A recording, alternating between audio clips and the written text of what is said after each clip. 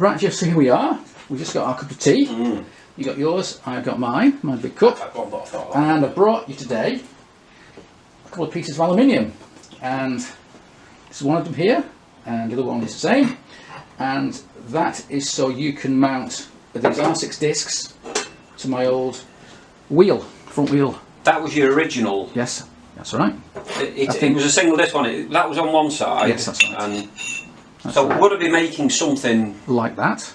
Very similar to that. Yeah, I think that was to attach a jigsaw. Was it a jigsaw? Yeah, 1100, I think. Something. Yeah. But that obviously a lot smaller. But you only had one disc, so we've now got two. Obviously, you can see there a hell of a lot smaller. Yeah, it's not big enough. So we've got that aluminium, which in turn will mount those discs hopefully to the wheel that's down there, my front wheel for my old track bike. In the meantime, we've looked at the bike. The last time I was here, we're talking about dropping this yoke on top of the adjuster nuts. Yeah, because it's that. Which we've now done. Well, you've done, Jeff. And so you've machined out the base of this top yoke, dropped it down over the adjuster nuts. Adjuster nut, yeah. Got a little dust cap. You can just it keeps it neat. Yes, yeah, it's a dust cap. I think it's off a Harley actually, but I could be wrong.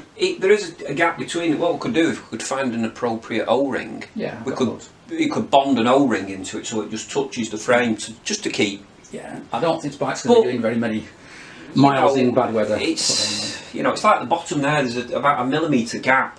Yes. If you're going out in all weathers and riding it on all sorts of roads, which I'm not.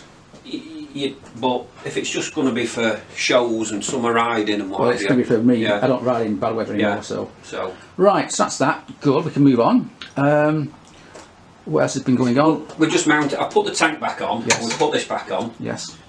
That's the one that we joined. Yes. Obviously, when it goes to this, a couple of tiny little. Oh, I see. Yeah, you rubbed it down now. You've smoothed it off. We gel coated it, and I've rubbed it down. There's a couple of tiny little low spots, but it wants priming. Oh yeah. So there's a fraction more prep to do on it before it's painted.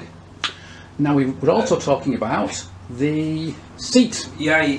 And I had a change of plan, and rather than trying to make the seat base in aluminium or steel, I think we'll make it out of fiberglass, since you're in fiberglass mode at the moment. And what we're going to have to do is cover the top of that frame with gaffer tape or something to give a nice firm base. Ditto the back, and then we'll cover the whole lot in something like cling film. And then we can lay on the fiberglass.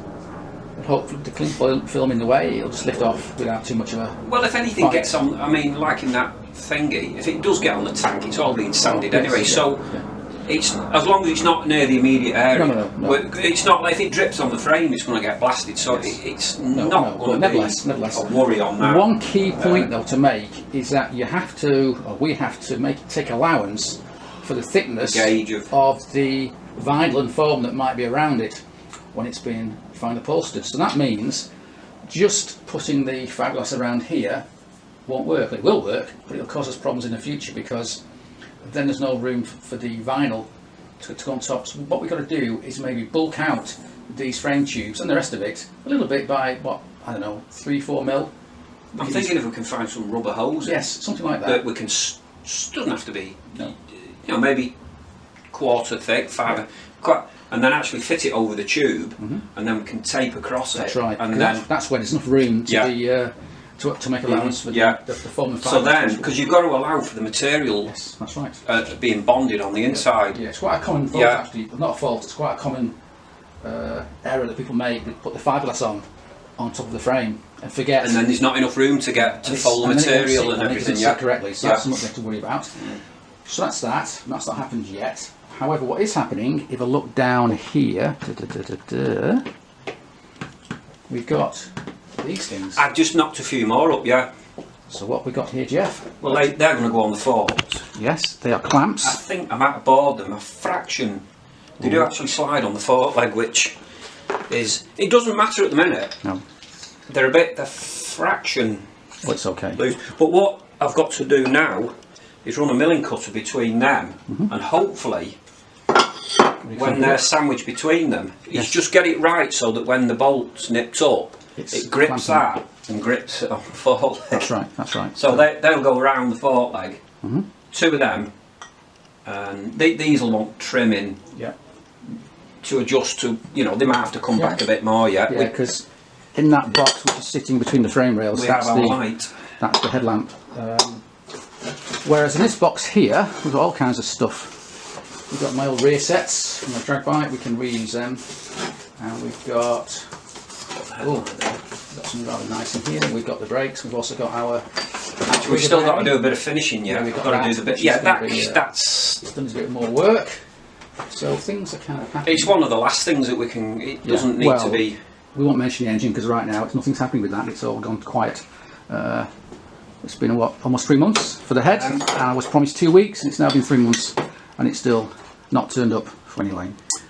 Don't get paid for. So when Roger had mine, he had it. I think it was about 12 months. He had that. Well, hopefully, we won't have this one. Yeah. Right. So that's what's happening with the Z. Anyway, right. How can we start? Are we on? Don't know.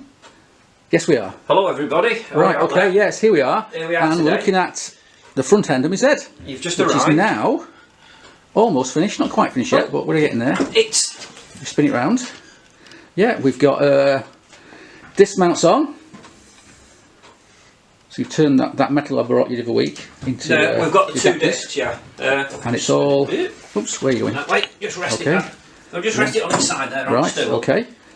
Yeah. And one small thing we're going to do is to do something that blank area of the adapter plate. That, I mean, I was thinking, because it's 6, I was thinking 12 holes, maybe 12 10mm or 12mm holes. Maybe 8mm. The trouble is, once you put holes in it and you don't like it, you're knackered. Well, I did put there, if I can just spin it round a bit. Yeah. There, I did sort of like get the marker pen and put like, yes. You know. Yeah. To be honest, I would have preferred to have 24 little holes all the way around. Or you see, the thing is, it's dividing it. If you, I know. If you put 24, you might only be able to get little and then... M6s. Or, if you notice, the edge of the disc has those slots in it. Then? Yeah, so you could do that. I could put a ball slot in them. Yeah, what do you reckon? Put holes? Yeah. We'll have holes. No, I'll show you now. Okay, you'll show me. Okay. Right, okay, we're starting again. And in your hand, Jeff, right, we have found it. Just after found it. Little cap there. Minutes, yeah. That is actually a bearing carrier off the outrigger plate. Yeah. And what we've done there is put like a ball groove in it on the rotary table between the bolt holders. But we could put 6. Well, we haven't got any bolt holes for it to share with, but we can do a hole. No, but you can put it and then just leave it blank. Yeah. So it's just got like the 6 grooves in it. Yeah. I think that's a 1/2 inch cutter or 12mm that I did them with. But don't break through. Just go in. No. Just go into it like that. Yeah, I prefer that to having holes. So if you want that, you can do that. We'll go that way. We'll go that way. Something else to polish one day. We'll just put a groove in it and then leave, say, a gap where the bolts are. Yeah. So it just fits in. Yeah, it fits in. Yeah. Okay, cool. Good. Right. Next up then is the seat. Right, well, which is behind you there, or rather just start the seat. That's resting on there. I don't want it to fall off. No, not fall off. I'm trying to keep it there so it doesn't fall off. Right, okay. Right, I'll go and put that away. Right, and I'll refocus. Right, Jeff. Yeah. So now looking at the chassis. Oh, start again. We'll start again. So now we'll turn our attention to our start of our fiberglass seat. Yeah, it was over there. It was over there. And then it was out there. Oh no, you've moved it around a lot. I prefer it to be. Yeah. So you've got some duct tape that I brought you a while ago. Yeah. And that I've used a bit of. Yeah. Yeah, it's all right. It's all right. It's not expensive. And you made a start. I'm hoping that with some wax on it. I'm going to put a bit more on here. Yeah, you've got that edge there, haven't you? You know, obviously, if you build it up, it'll then. What I was trying to do is just get a bit of a curve on it. It helps to give the seat base a bit more rigidity.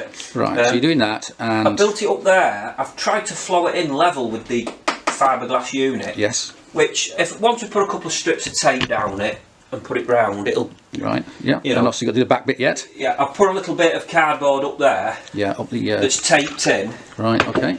I'll stick a few more pieces of tape over to try and smooth it out. Yeah. Thing is, if it doesn't end up absolutely perfectly flat, it's fiberglass. As long as the shape's right. Yeah. Okay. It's. Okay, so that's what's happening at the moment. What it was here now, it's working out now. Where the edge is going to be. I was going to tape some. I didn't know whether just to curve that in. Yeah. and leave it like that, and fold the material under, so it's, or actually come over. No, I don't want it to go over.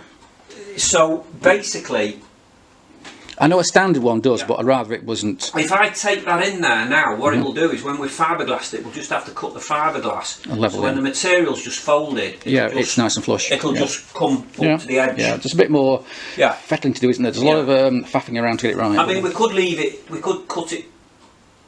You see, there's a bit of a shape there. In the, we need it just to come over a bit there, so it just no, it's okay. hides that mounting. No, it's okay. It's okay. So what I was going to do here is cut that and just tape it, put another piece of cardboard just over where the bolts are. Yeah. So basically the fiberglass will have a... well, it's got them 2 bolts there as well, so but they can be trimmed down a little bit. Don't worry about that. They're a bit high, so I'll stick a bit of cardboard over that. So basically the seat here, I'll have a little bit of a... Well, it doesn't matter because it's the underside, isn't it? It doesn't matter. But the edge will be flat, so once the foam and everything's trimmed. Yeah, I'm happy with that. We should be good to go. I can. What I might do is just put something just in. I'll try to get it so when you pull the tape over it, it's smooth. Gets a bit of a curve. Yeah, right now. Even if it's a little bit of paper under it, just to get. Yeah, it's okay, fine. You know, or whatever. Right. But I thought I'd see you before I carry on with this because I didn't know exactly. Well, I think the originals do have a slight overlap, but I'd rather not do that. Well, what we'll do is, if I tape it in anyway, the fiberglass is going to come over the back anyway. Oh yes, yeah. So then it can be back. It can be cut back to exactly where it needs to go. You know. Okay. You like it best. Right. Good. So anything else happening with this particular Kawasaki at the moment? You've done the front end. That's ongoing. Well, the front. I mean, at the minute, them grooves can be left. Oh my God! Wait until it comes apart. Yeah. Wait until it comes. I didn't know. I thought, what it is, they just. It might. Let's get a bit closer. Oops. The calipers are fitted on. I've just oinked the pads out. Yeah. If there's any slight thingies when the new pads are in. Yeah. Well, they can be taken off. The calipers may want something like a half a mil shim. Yeah. Between them, you know, just to get, because I think the 2 billets could have just done with a fraction wider. Well, it doesn't matter. We can sort that out. Yeah. So it's possible that we may have to just. Actually, I'm glad I'm here because one thing I need to take a note of. One thing I'm not sure about. I had to come here and have a look at it. Is how the mudguard, the front fender, is mounted on those forks. Because right now I didn't know. I couldn't see. It's got 2 now, is it? Is it? Well, there's one. Yeah, there's a couple at the back. 2 at the back. Yeah. So I just bought one. Yeah. I've just bought a front mudguard, which is made for a Triumph, so it's nothing to do with this. It's similar to the one I've got for my Guzzi, which I'm very happy with. Now the question is, because we've widened it, is it? Mind you, if it's wider, it can be. The tyre's fine. I'm thinking we're going to have to make a similar mount that I did for my Guzzi. Remember that? Except it won't need. Except it wouldn't need the the thingy one. The thingy one. Yeah. Well, we'll see. We'll see. But I wanted to see. Made that, he did. Yeah. Bend 2 rods or 2. No. You get it mixed up. He made me a plate that bends like that. And then we welded some mounts on it and blah blah blah. Yeah. But that was because I had a existing fork brace for it, which I didn't want to throw away. Whereas that doesn't have one, so we're all right. But I just wanted to see if we can work out a way of doing it with using those mounts. But anyway, if not, I'll cut the damn things off because I don't need them. It's gonna. The only other way of fitting a mudguard would be literally to take them off and make a brace. Oh no, they actually are a pain to take off. They're really stiff and difficult to get off. Yeah, but you anyway, can end up marking the. Well, it's going to get painted black anyway. So well, anyway, so that's something I had to. Them black? Yeah. Oh yes. Yes. Ooh, that's swearing. Black, but it's already black. The whole back's bloody black.